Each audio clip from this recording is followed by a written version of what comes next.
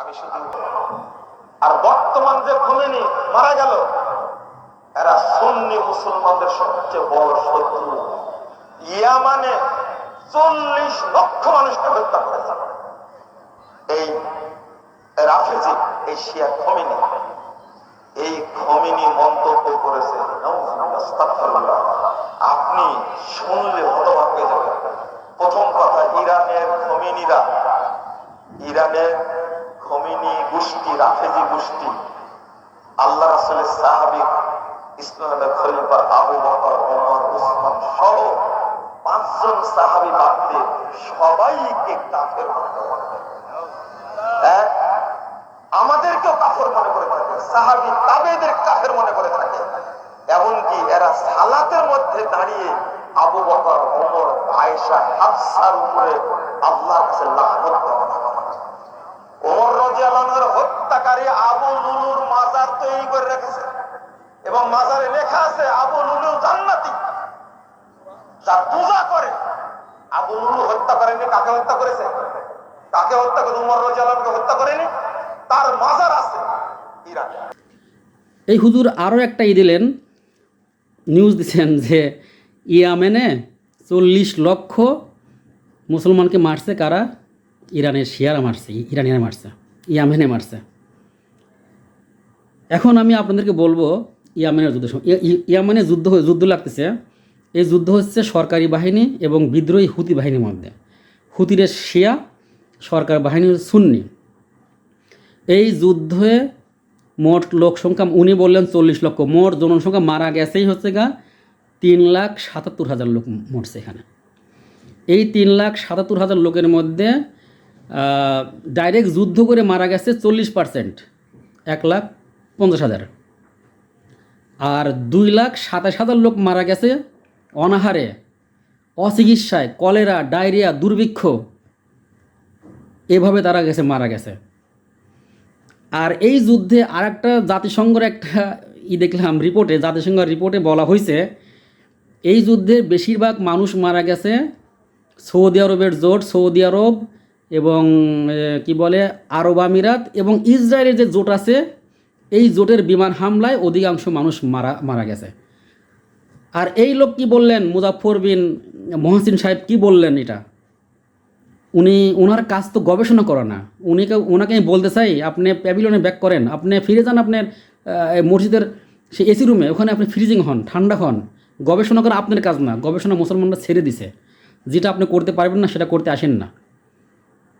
উনি ভুল তথ্য দিছে, ভুল সংবাদ প্রচার করছে। আল্লাহ পাক বলেন, যারা ভুল সংবাদ প্রচার করে তারা ফাসেক। এই ফাসেক কোনো সংবাদ দিলে সেটাকে যাচাই বাছাই করো। 5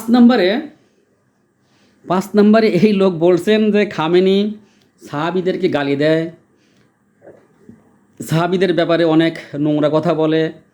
মা আয়েশা, মা হাফসা রাদিয়াল্লাহু আনহুকে এরা চারিত্রিক দুর্নাম দেয়। আমি আমার ভিডিওতে দেখাইছি আপনাদেরকে, আপনার সেই ভিডিওটা দেখে নেন। ওই ভিডিওতে আমি দেখাইছি সরাসরি একজন শিয়া আলেমের বক্তব্য। এটা শিয়া আলেম সাহাবীদের ব্যাপারে এবং আমাদের যে নবীর যে স্ত্রীগণ আছেন তাদের ব্যাপারে কি ধারণা পোষণ করে আমি এখানে দেখাচ্ছি। তারপরে বলতেছি, আয়াতুল্লাহ আলী খামেনি একদম সে দেশে রাষ্ট্রীয়ভাবে প্রচার করে দিয়েছেন। আমি এটা এখনই আপনাদের দেখাই, এটা আমাকে দেখাইতে হবে, কারণ না হলে আপনারা এটা বুঝতে পারবেন না।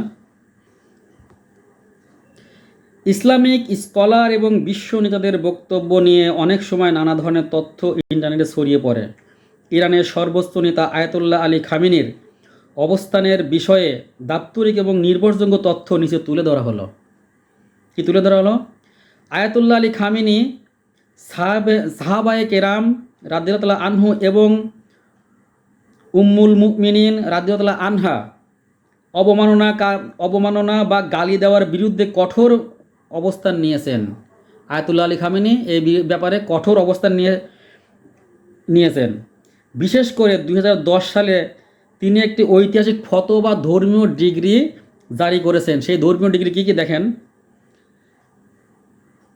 সেই ফতোয়ায় তিনি স্পষ্টভাবে বলেছেন, ইসলামের মহানবী সাল্লাল্লাহু আলাইহি ওয়াসাল্লামের সহধর্মিণী সহ আহলে বায়াত সকল জামাতের পবিত্র আহলুল জামাতের পবিত্র প্রতীকসমূহ এবং শ্রদ্ধীয় ব্যক্তিদের মানে যত তাবেইন যত যা আছে, যত আলেম ওলামা আছে, তাদের অপমান করা বা গালি দেওয়া হারাম এবং নিষিদ্ধ।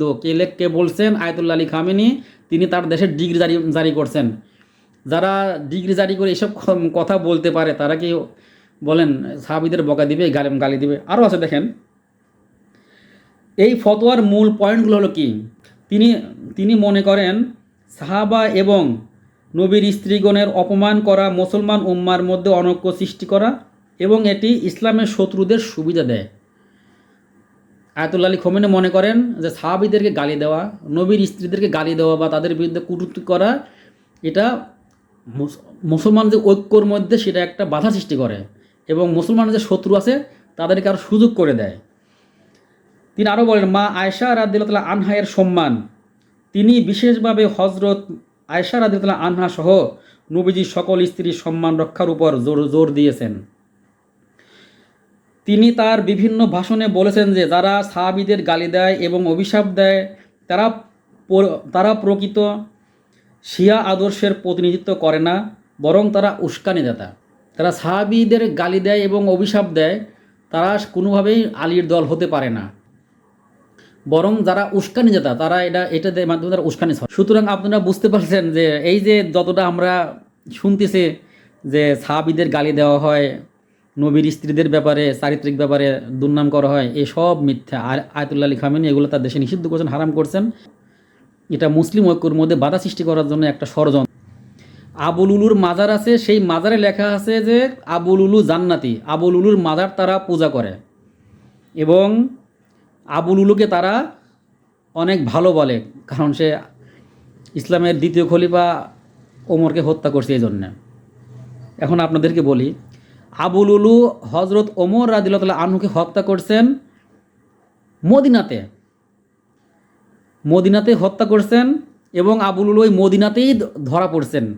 আবুল ধরা পড়ছে এবং তাকে হত্যা করা হয়, সঙ্গে সঙ্গে হত্যা। কারণ তিনি ওই সময় হত্যা করে পালিয়ে যাচ্ছিল, সবাই সাহাবীরা ধরে তাকে ওখানেই সবাই ধুলাই দিয়ে মেরে ফেলছে।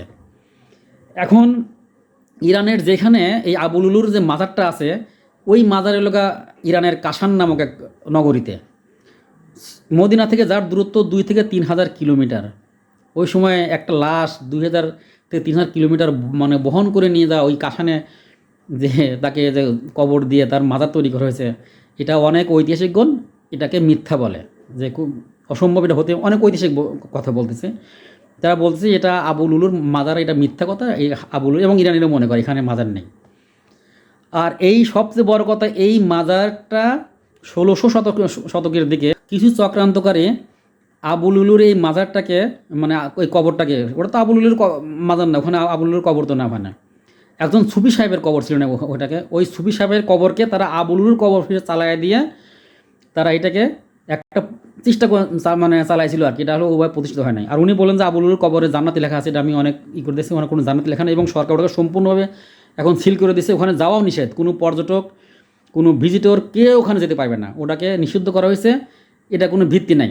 উনি যেটা বললেন যে আবুল উলুর মাজারকে ওরা কবর পূজা করে, জিয়ারত করে, ওখানে এই জান্নাতি লেখা আছে, এটার এক কথায় আমি যা তথ্য পেলাম, আপনারাও দেখবেন, গুগলে সার্চ দিয়ে আপনারা পাবেন, গুগলে ওগুলো আপনারা পেয়ে যাবেন। তো আবুল উলুর মাজার ওখানে আছে, সেই মাজারে কোনো ভিত্তি নেই এবং এই মাজারটা কোনো কিছু লিখতে দেওয়া হয় না এবং ওখানে সবসময় পাহারা থাকে, পুলিশের পাহারা থাকে, যেন ওটা যেন পুনরায় কেউ ঢুকতে না পারে। সুতরাং আবুল উলুর ব্যাপারে যেটা আমাদেরকে বলা হচ্ছে সেটা মিথ্যা। এখন হুজুর যদি ইরানে যেয়ে থাকেন, যেখানে হুজুর যায়ও না ইরানে, আমিও তো ইরানে যাইনি, আপনারাও যান না, ইরান তো অনেক দেশে ইরানে কেউ যায়ও না। সুতরাং আবুল উলু সম্পর্কে যেটা বললেন, আমি যে তথ্য পাইছি সে তথ্য মোতাবেক এই লোকটা ভুল সংবাদ দিচ্ছেন, ভুল কথা বলছেন, বাকিটা আল্লাহ পাক জানেন।